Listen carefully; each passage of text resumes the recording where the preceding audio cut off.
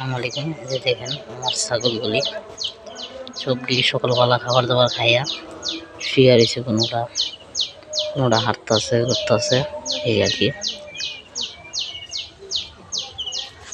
তো গাছ দেখেন কি বলতে গাছ নষ্ট করে, দুনিয়ার গাছ আমার নষ্ট হয়। মানে গাছ আছে তো ওটাল গাছ, এটা লেগে গাছ দুনিয়ার গাছ নষ্ট করবো, যা খাইবো তার থেকে বেশি নষ্টই করে। চলেন আমার গরুটা দেখাই নিয়ে আসি। চলো যাওয়া যাক। দেখুন আমার গরু গাছ টাছ খাইয়া রেস্ট করতেছে। আবার কতক্ষণ পর আবার গাছ দেওয়া হইব না। আমার একটু বাইরে কাজ আছে, যাবো ওখানে বাইরে তাই গোসল গোসল করাবো, নিজে খামো, নিজে গোসল করবো। আজকে যেহেতু আবার নামাজ পড়তে যাবো আর কি। তো চলেন ছাগলের কাছে যাওয়া যাক। তো বিসমিল্লাহির মতন ইনশাল্লাহ স্বপ্ন আছে একদিন অনেক বড় কিছু করব, অনেক বড় করব এই খামারটি, যেন যারা এই চাকরি ছেড়ে আইসা এগুলো করতেছি, এগুলো যারা বসছে এগুলো দিয়ে কী হইব তাদেরকে যাতে বুঝাইতে পারি, সে দোয়াই করবেন আমার জন্য।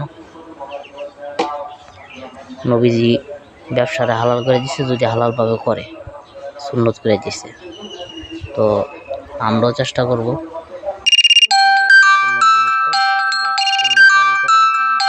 করব ইনশাল্লাহ। তো দোয়া করবেন আমার জন্য এবং আমার এই ছোট্ট খামারটির জন্য যেন সফল হয়, এটুকুই আর কি। তো আল্লাহর মধ্যে দুইটা সময় গণায় আইতেছে,